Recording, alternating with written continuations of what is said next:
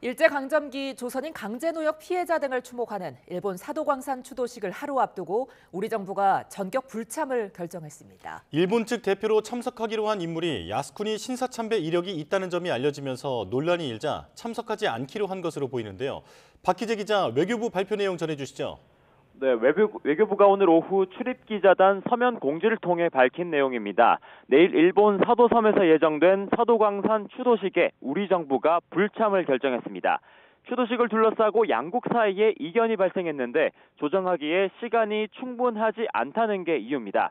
또 양측이 수용 가능한 합의에 이르기 어렵다고 판단했다고도 덧붙였는데요. 어떤 이견이 있었는지에 대해 그 배경을 설명드리면요. 이번 사도광산 추도식은 지난 7월 사도광산이 유네스코 세계문화유산으로 등재될 때 일본이 우리 측과 합의한 행사입니다. 양국 논의를 통해 여기에 양국 모두 차관급 인사를 참석시키기로 했는데 어제 이와 관련한 일본 외무성 발표 내용이 논란이 됐습니다. 일본 측에서 보내기로 한 차관급 인사 이쿠이나 아키코 정무관의 과거 야스쿠니 신사참배 이력 때문입니다.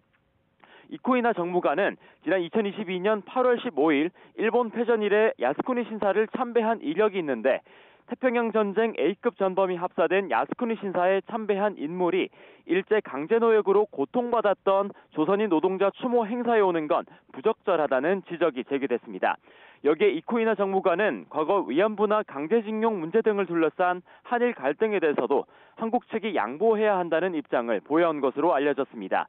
이 같은 논란에 외교부는 추도식을 하루 앞두고 전격 불참으로 입장을 선회한 것으로 풀이됩니다. 다만 강제동원 피해자 유가족들은 정부 관계자와 함께 이미 일본 현지에 도착한 것으로 파악됐는데요.